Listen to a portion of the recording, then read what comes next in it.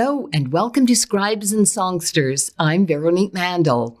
On this episode, I have the pleasure of talking to a group of musicians who are making a name for themselves in Essex County and the world beyond.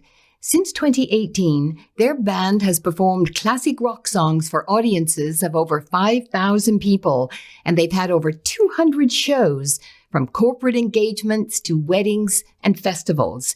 Their neighborhood driveway concerts during the pandemic were very popular, attracting families throughout the county. They've mastered the music of bands like Foreigner, Fleetwood Mac, and Styx.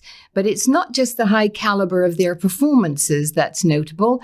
It's the fact that the group is from a generation that came decades after rock and roll became classic. All 5 members of Leave Those Kids Alone are between 11 and 18 years old. Gonna hang me up at your doorway. Gonna hang me up like you do.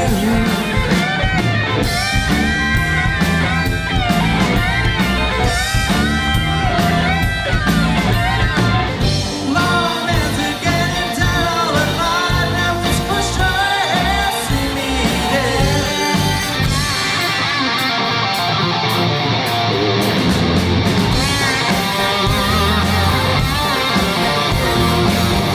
man is coming down from the gallows and I don't have very long.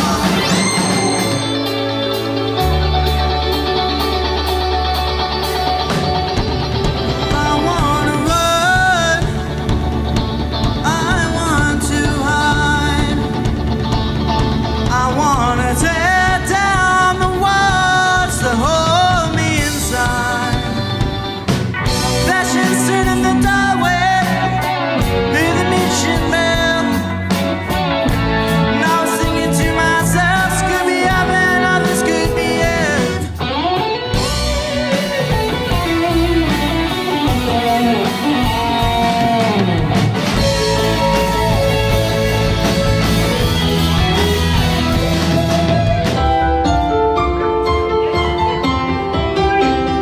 Come sail away, come sail away, come sail away with me.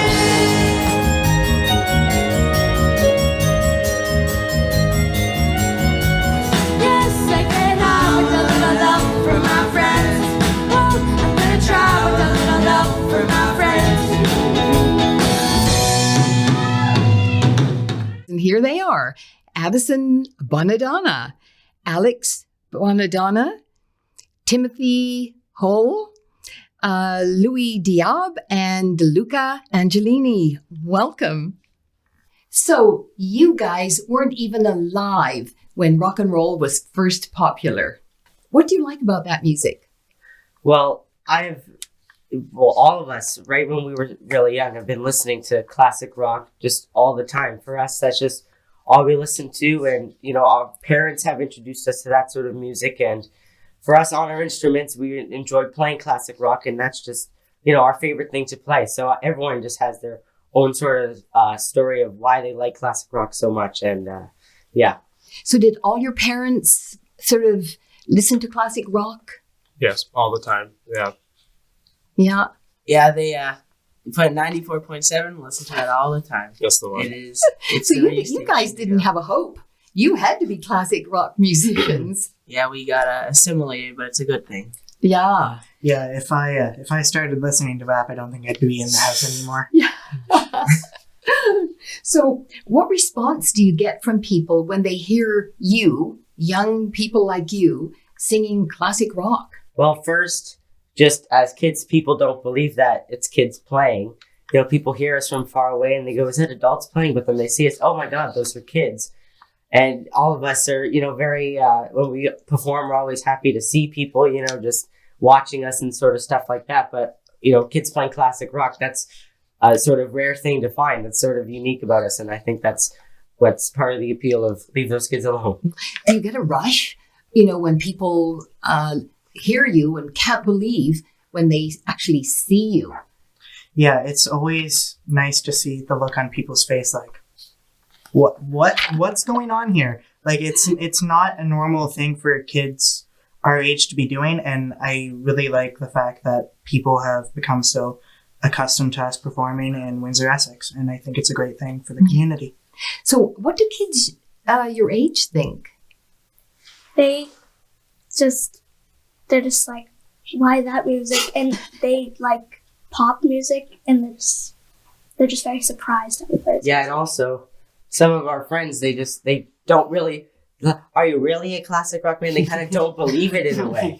But yeah, I think all of our friends kind of like and watch what we're doing, and that's sort of fun to show them. Oh, look what we're doing right now. So yeah, our friends have been great with that sort of thing. I've heard friends tell me too. They're like, "Are you sure you guys don't play like pop music?" I'm like, "No, we play classic rock music." And then I've heard a couple people that thought we actually wrote the cover songs. So they're like, "Oh my gosh, you guys write such creative songs." I'm like, no, they're covers, and that's how good we play them. So Do they ever ask you to play their kind of music? All the time. Shawn Mendes. All the time. Yeah. Yeah. We're gonna have to put that one on hold for a little while. Yeah. Do you ever get anyone asking you do you rap? I hope no, not yet, and I hope that day never comes. Yeah. There have been people who tried to start a debate about whether rap or rock is better, and I said, "Okay, I'm not going to debate about this. We got I already five. know We the got five answer." hands on our side. Yeah. Now, so you play all of this great classic rock music, but you did something different this year. You wrote your own. Tell me about that. Well, with that song, that was just one of those where all of us here, sort of, we write sort of something and we record it on our phone. But that one was just different. I think I brought a couple chords to the band and I'll riff that one with it. And everyone's like, "Oh, that's good." So we kind of made a demo of that song, just the basic sort of chords and so that was our rough copy of the song, and we brought that to our music teacher, and his name's Pete Palazzolo. And we brought it to him, we played it for him, and he sort of played the producer role of that song. And what I mean by that is we played something for him, but then he refined it and made it sort of better in a way and made it sound more just better. And he did that a lot and made it sound, just really good. And yeah, he played a really good role in making the song. So what was that process like? You guys, writing your own stuff. Well, it starts with just a very simple, basic idea, like a chord or a riff, like this one did, and then you sort of build on it over time. Where, sure, it's not going to come together in one practice, but over the course of many weeks and a lot of practicing and a lot of work, everyone kind of has their own ideas on where they want to take the song, and then you take the best idea that comes forward, and then you just go in that direction for the next week. And then by the end of the week, you have a solid, by the end of the month, you have a solid song that you want to put out. And then you go into the recording process where we all did our separate parts, like Addie did her parts first, and then we brought it to Pete, and he liked it, and he mixed it, and he produced it, and he made it better and did the best that he possibly could. Yeah, and now these days you don't have to go to a sort of studio to record your music. So that was recorded in our basement practice space in our basement. And these days you could plug your guitar pedals into your computer, and that's how guitars were recorded. So really, anyone could write a song with like the gear and stuff. So yeah, that's how that was sort of recorded. Is there a comfort level doing it in the basement? Yeah, we feel a lot more comfortable. It's like a safe space. It's like our own home studio, and it's we're used to having ideas in there, and we feel at home there. Yeah, and like when Tim said, it's where everyone could sort of share their ideas towards the song, and we made the song there. So yeah, that's what it's about. Is there a competition between you to get your idea in, or how does it work? Well, I think sharing ideas, it kind of pushes each other, like, ooh, who could make the sort of best stuff. So it's a healthy sort of, not competition in a way, but just to, okay, who could, let's see what's the best part for this. But it's like a healthy competition of, oh, okay. Yeah. Yeah, we don't want we don't want competition in the band. We want us to push each other to be better instead of competition. Right. So I don't think competition is the right word for it, but I think it's very like pushing like each other forward in a way. You agree? Yeah. Yes. Yeah. And what's that like for you? Do they don't gang up on you, do they, Addison? No, we all just have our own ideas, but we like share them and everyone agrees, so it just works good. And does it, what does it feel like when your idea, somebody says, yeah, that's great, let's go with that idea? Well, that just, it's a good feeling of, oh, okay, it's good that everyone likes this. So, like, we put that in the song, and I don't know, just like when you share something and as you're playing, you're going, oh, I hope they like this. But then when you play it and they go, oh, yeah, that's great. It's just, it's a good feeling. I think it's more of the fact that there have been times where I'd be practicing, we'd be songwriting, I'd come up with nothing. And it would be like, for me to come up with even like one word and, you know, a line for lyrics. It really helped boost your morale. It makes you feel a little more like, okay, I did something, you know? And everyone's going to have those sessions where, you know, maybe a little less productive, but at the end of the day, everyone contributes equally. And usually when you get those ideas, you and the rest of the band, it pushes you in the right direction, and then everything starts bouncing off each other, and then before you know it, you made some really good headway. So now, are all of you interested in the writing as well as the playing? We all do take part in the writing sessions. We all contribute our own ideas, and we all contribute to the lyrics, and it's a very even distributed thing that we do. Yeah, like Tim said, especially lyrics.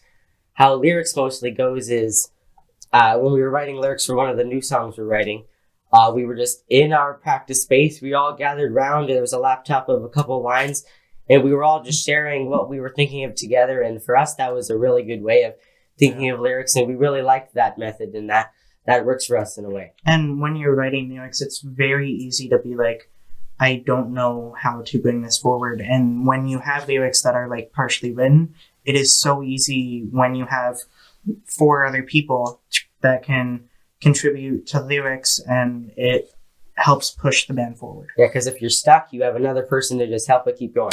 Exactly.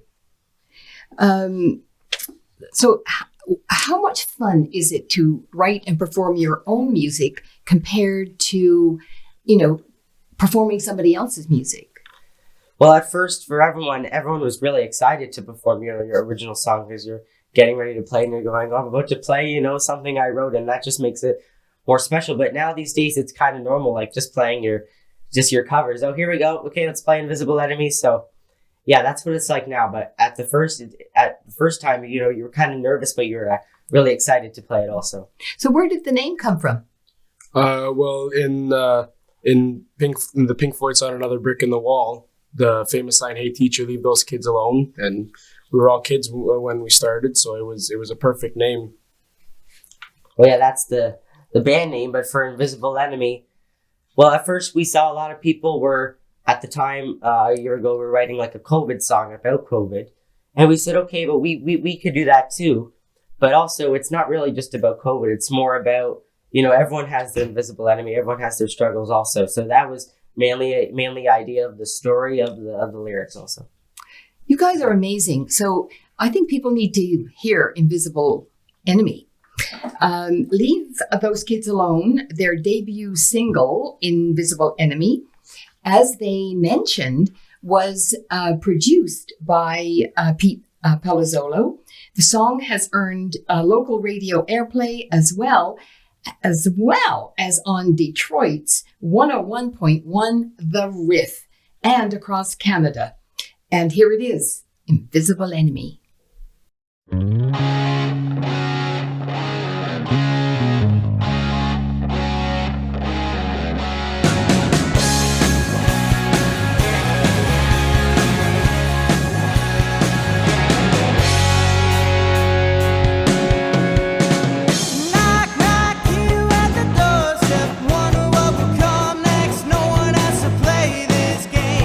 Bang, bang, fear getting closer, telling me it's over, never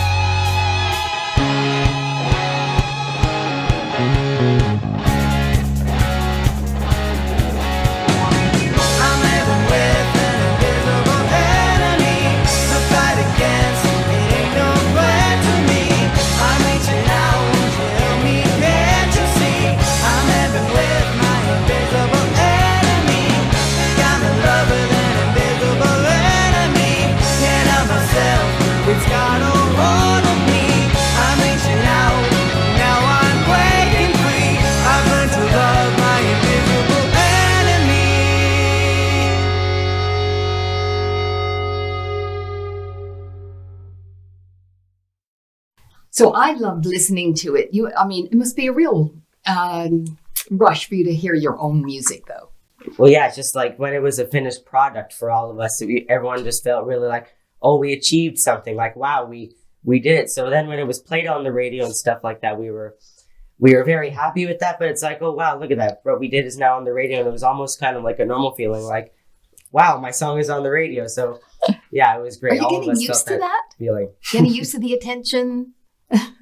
Well, sometimes, but also we're very appreciative of, people who like buy our t-shirts and stuff like that. So it's very, we're all very proud of that. Yeah.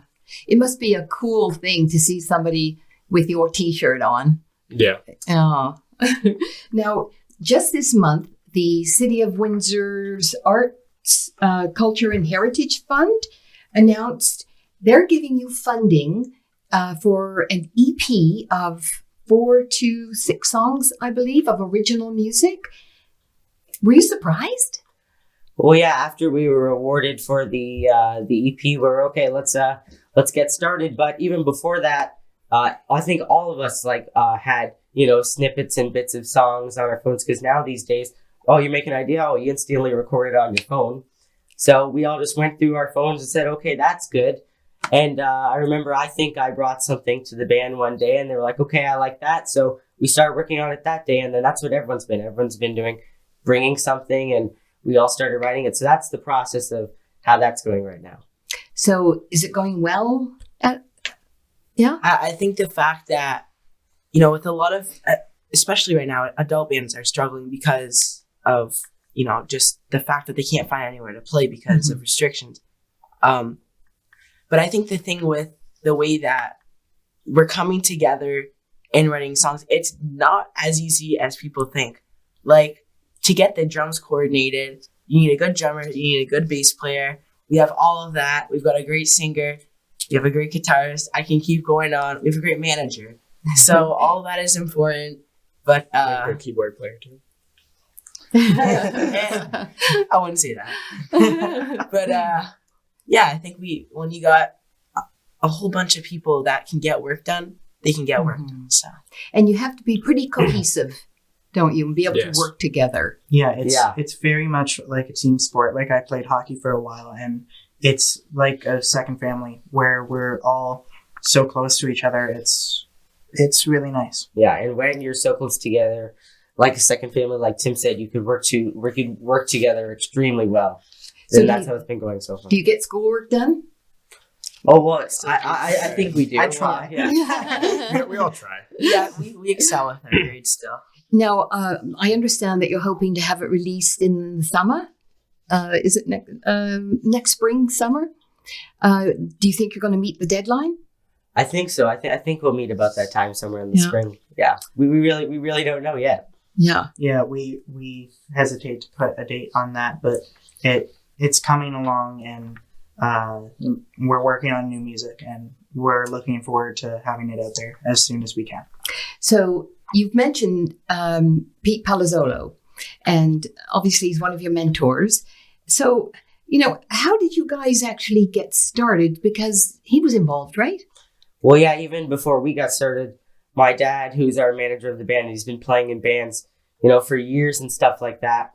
Well, he started with Pete when he was really young, piano, and then when it was my turn to do piano, and it was Tim's turn to do guitar and singing and stuff like that, when Lewis, we said, okay, let's go and learn for Pete. So we've known Pete for years and stuff, and he's been an amazing teacher, mentor to all of us. Yeah, we all take individual lessons from Pete at the Canadian Conservatory, and it really helps us with the band, because without him, we would not be doing Carry On My Wayward Son. We would not be doing The Comfortably Numb. We would not be doing the really, really, really hard songs that we do. So you guys work really hard, because it's not just when you all get together, but you actually work hard to hone your skills, don't you? Yes. I think it's more of the fact that when people say, I've heard people tell me, oh, I thought you don't have a job. I said, yes, I do. I play in a band. It's, oh, well, you only, play 2 hours a weekend. I'm like, there's a lot of work going into it. Other than that, you have to practice, which is a good hour and a half, 2 hours of your day. there's lessons, there's band practices, and it's a lot more. We put a lot more work in than people think. So, And of course, you mentioned your dad, John Paul. So when he's your manager, and he obviously is very proud of you guys, but for Addison and Alex, when you're on the job, is he dad or is he your manager? No, just like you said, when we're on the job for all 5 of us, he's our manager, and he plays that role for all of us, and he's been amazing to all of us. Oh, so you all like him? Just between us, you like Yes. him? Yes. Another thing, you're the house band for the Spits. Yes, we've been we started doing that in 2019. Yeah, so we've been doing that for a while. You're busy. Yes. Yeah, very. Wow. Yeah, this summer, how many times do we play? I think we played 56 times. 56 times. We're wrapping it up. We're starting to focus more on writing, but we played 56 times over the summer, and 3 times a weekend, sometimes 4, sometimes 2, somewhere in that area. But we've been consistently busy since the beginning of the summer. we have had offers from as far as Florida to play. There have been a lot of places in the States that want us. I've heard Europe have wanted us. So Wow. it's a real deal. It's a real deal. Yeah. And because of COVID, obviously, we were planned 2 years ago to go to the States and go places far in Alpena and Bay City, stuff like that. But obviously, with that going on, then we did the driveway shows, which worked out really well for us. But then even before the driveway shows, when we did the videos online, that's when we were able to gain followers across the world. And we have 40,000 followers on Facebook.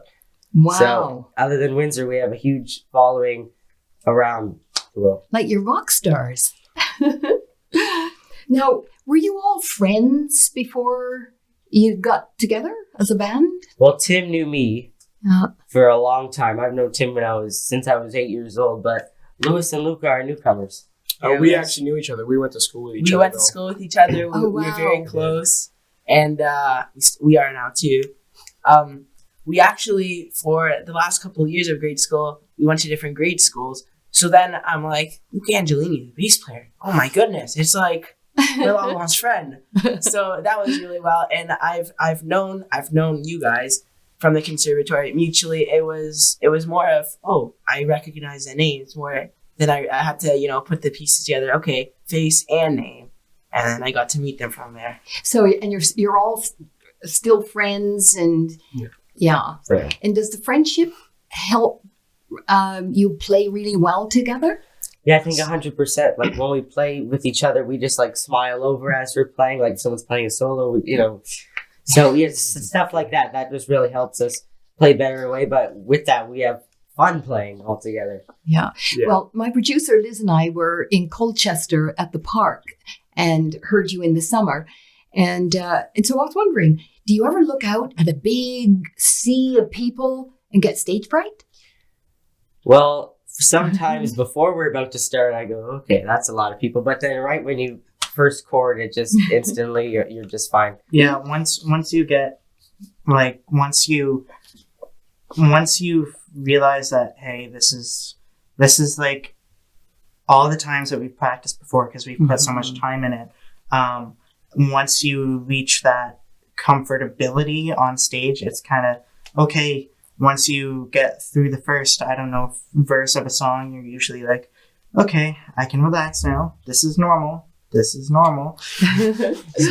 Yeah. So, Addison, you're 11 years old and you're the lady of the gang. When did you start playing drums? I started playing when I was 5, and I started playing by the video game Rock Band with my brother and my dad. So that got me started. And then when I was 8, I started playing with the band. And then from there, Why the drums? it's just the first instrument I've ever just started just guessing to play. And then it just felt right. Now you have a very special gift from a very special person. Tell me about that. I got a 1970 pair of Slingerland drums from John Jeffs, and I got it from John Burroughs because he was cleaning, like he was like fixing them up because they were all dirty, and then he told him to give it to someone who deserves it, and then he gave them to me.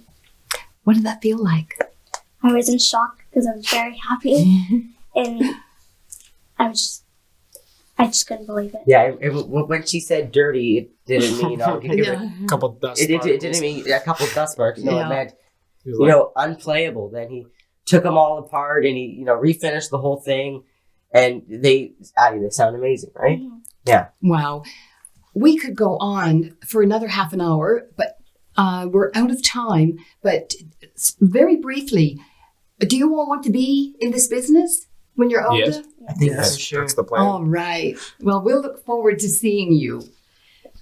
Well, that's all for this episode of Scribes and Songsters. So sad. Many thanks to our guests. Leave those kids alone. Addison, Alex, Timothy, Louis, and Luca. Thank you to their manager, Jean-Paul Benedonna. Thanks to our Scribes and Songsters team, producer Liz Pettipies-Phillips, technical producer and editor Gary Glass, and consultant Brian Sweet. Grateful thanks to Tony Toldo and the Toldo Foundation, and to Neil and Tina Queering for their support. Thank you for watching. Hope to see you soon, right back here on Scribes and Songsters. I'm Veronique Mandel. Bye for now.